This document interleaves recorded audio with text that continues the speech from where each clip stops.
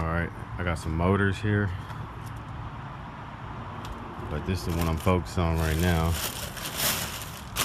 So I'm gonna sell it, but I'm also gonna do some motor identification on it. And of course it's catching me up here on everything. But this is a big block, 396. We've had it for a long time. We cleaned out the shop, and this is one of the motors that we had. We don't know what it came from originally. That's pretty much the reason we still have it. It was speculated it might have been from a Corvette, but I don't think so, but possibly. But I'll tell you guys when I know about it. So here's the number right here, 3916323. Sometimes these are hard to read, so if that's not the correct number, I'll put it in the description. I believe that's the correct number. And that would say, that would narrow it down to being a 396 or a 427, I believe. But further inspection will show some numbers right here. So right there you have a partial VIN. That right there tells you it's a 1968 or newer, because they started, federal mandate said that they had to put a partial VIN on. So there's that right there. The first part of the VIN is 1 for Chevrolet. You can barely see it. 1 for Chevrolet. And then there's an 8 for 68. That'll be the year. Then right there next looks like a 1 or an L. That would be the plant. Then that number right there is the sequence number from the car. So it's 135,296. Alright, my camera got full, so let me get back to what I was saying. This is the sequence number right here, 135,296. So that's what number car it was. And then this other one, 1 Chevrolet, 8 for the year, 68. This next one is either a 1 or a L. So that's important right there, because when you look it up, you'll find that's possibly a Canadian vehicle, Canada car. That L, or I forget if it was an L or 1, I think it was an L, is for a Canadian plant, Canada plant. So here's the other number right here. This has the date.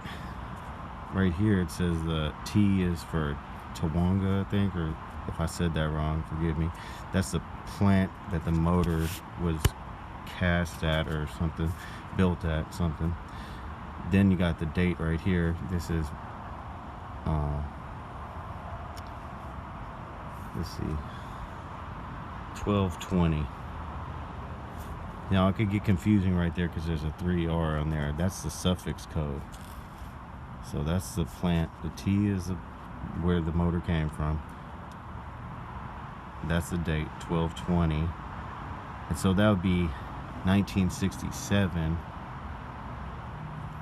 12/20, because they just stamped this. When I do more research on the motor, I'll tell you why it's 67. First, the number says the 67, I believe, the casting number of the block.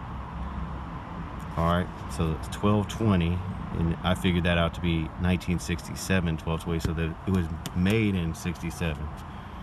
But they stamped it because it came in a 68 vehicle, I believe. Then you got this suffix code 3R, which in my research I couldn't find anywhere. And what I did find, after I suspected it being a Canada car, Canada motor, I got on CanadianPoncho.com and was asking them some questions, and some of the people chimed in and showed me pictures of their stamps. And some people were even from like Australia or something, or had a car built in another country, and they had suffix codes that had a extra letter on it that we weren't able to find. So I believe this to be a Canada motor. And from there, this number right here, they say all the Chevelles were built in the US. And they said the Chevelles were 100,000 through 200,000, I think. And since this is a Canada car, I know they built, it could have been an Impala or something I can't figure out, but I know they had a Beaumont, SD Beaumont. This is like a Chevelle. It's like a Pontiac Chevelle. If you guys look it up, it looks like a Chevelle 60. It looks like a 68 Chevelle with a GTO grill. So I'm thinking, which I've been thinking for a while, is that this came from a Beaumont SD maybe, because they had them in 68 and they came with 396s. This looks to be a Canadian car, and it looks to be like a Chevelle because of the 100,000s. But seeing as all Chevelles were built in the US, I don't know. Anyway, this could be that, or it could be just from an Impala. Anyway, there's all those numbers right there, everything. And so how I figured out it was a 67, well, I knew, well, I didn't know, but from figuring out the 12/20 date as being 67 and not 68, because it has a number on the front, which might make you think 68. You might want to get a cleaner one. Anyway, sometimes you got to clean off these numbers. Here, I don't know if you guys can see it. A rag. There's a 7 right there for the year. That's a 67 manifold. If you look up this number, it's a 3 in the front. It looks like an 8 maybe, but that's why you gotta look real close on these things, because they're very hard to read. It could be a 3883948. Sometimes those 3s could be 8s. Sometimes the 6 could be an 8. You really just gotta look close. If you look up the number and you can't find it, then look close at the numbers again. Get out a wire brush and really get at it. And if you find something close to it, then that's probably it. Sometimes the numbers break away and stuff. So that's the number for the manifold. It comes back as a 67, maybe for other years. But anyway, right here you can get the date. That's L. That's how you do the 19 is the day, so that's the 19th day. L would be whatever month that is. A, B, C, D, E, F, G, H, I, J, K, L. It's 12, so there you go. This is from 12/19/67, and the motor you saw was 12/20. So those are pretty much numbers matching. All right, so then this is a long identification video, but for people who might want to buy this motor and want to understand why I might think it's from a Beaumont or whatever I think from it, just so you guys can see, it needs to be rebuilt and everything needs to be redone. But here go the pieces if you're looking for them. That's 3917215. These are oval port big block heads from the same motor. And if you look up that number, I believe it'll come back as 67. And here you got this same, got another date in there with the 7. K would be the A, B, C, D, E, F, G, H, I, J, K. That's 11. So that'd be November 30th, 67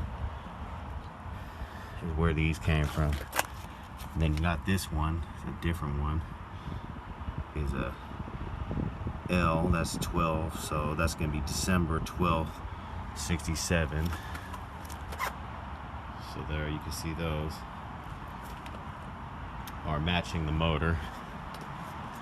And other information I have about this motor is that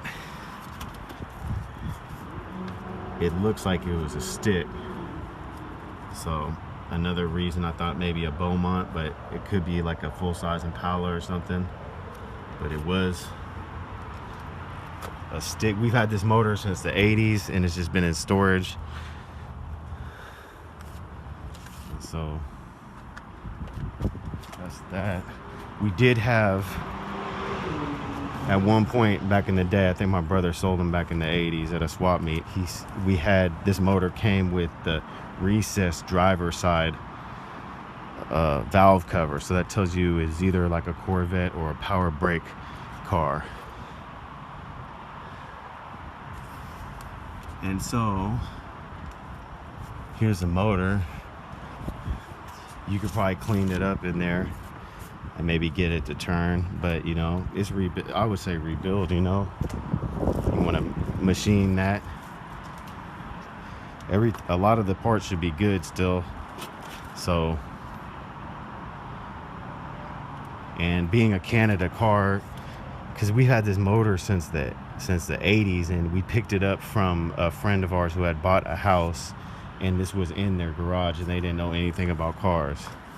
So I told my brother, hey, I got a motor, do you want to come get it? So my brother came and looked at it and said, oh, that's a big block. So he took it, but we never knew what it was from.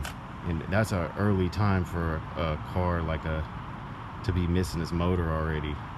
So that makes me even think more it might have been a Canadian car, something that got rusty, or something that got wrecked, a Corvette, or I think a Beaumont. I don't think I have any way to prove this unless someone was like, hey, that's my matching VIN. So there it is, 135296. If that's you, then you're gonna have to pay me extra money. So looks like a stick, big block. I mean, it's a big block. Looks like it came from a stick Canada car. So there's my research for you guys, if that interests anyone. So it was definitely 4-barrel. There's a lot of stuff you can figure out by just looking at things. There's probably something I even missed. I have a lot of parts. I don't think this cover goes on it, but I might even have a water pump for it. I might have a cover. This is probably from, does that fit on it?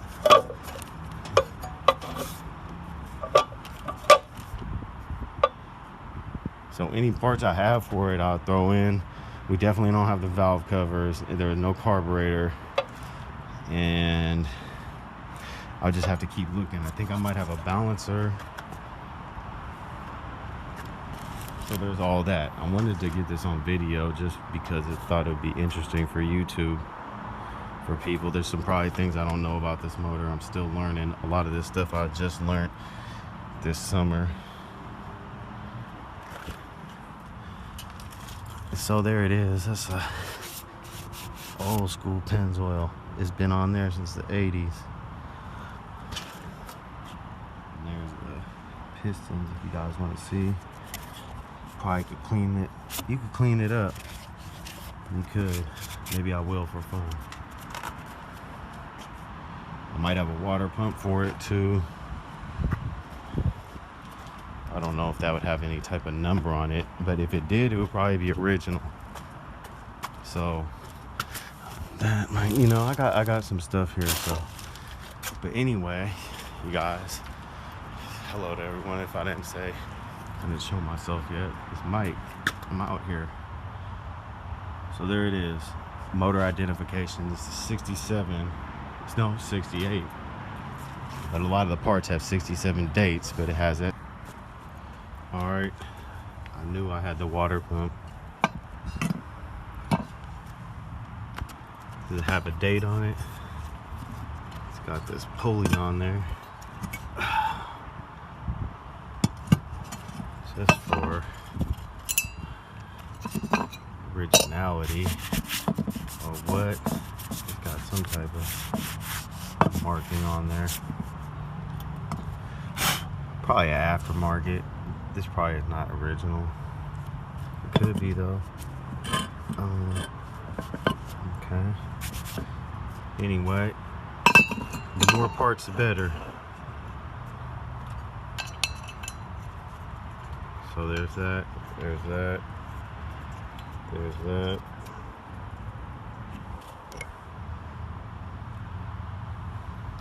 I don't think I have anything else. Maybe I have a lot of parts, but I have to check them and run numbers. If they got that orange on them, I'm gonna stop and look at them. Anything I find with the 67 or 68 code that I'm not finding yet. But anyway, that's pretty good. So there it is. There's the motor. And the camera keeps cutting off on me, so let me just cut it off. All right. Peace.